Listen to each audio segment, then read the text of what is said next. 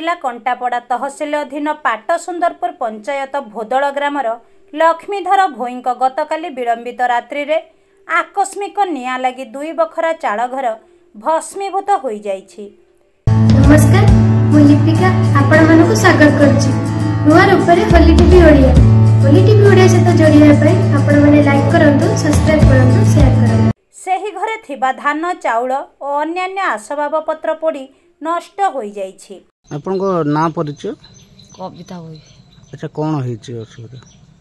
आम तो खाई पी शोलु 10टा राति 12टा राति निया नागिला। आम सेपट घर लोक आसिक डाक पकईले उठी जाओ उठी जाओ उठी जाओ, तुम घर निया नागिगला उठिकी पानी फानी पकईलु। तापर दम कल आइला, पानी पकई निभेला, फरपंच आईला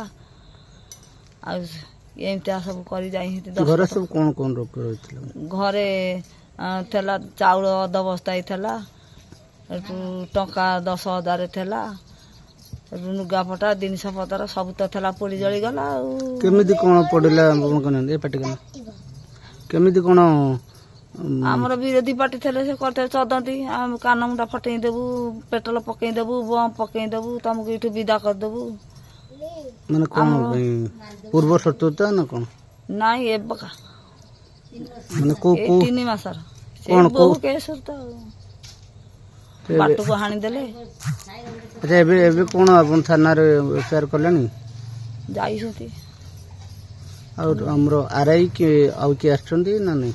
नहीं, से फरपंच आइतला, आरआई आसिनाती, जा आपण करिवे। अच्छा, एबे कोन चाहुचंदी आपण? एपण आमे आ एबे चाहबु नै, सहयोग चाहबु नै, न्याय चाहबु नै, हां किछि साहाय्य करिवे नै।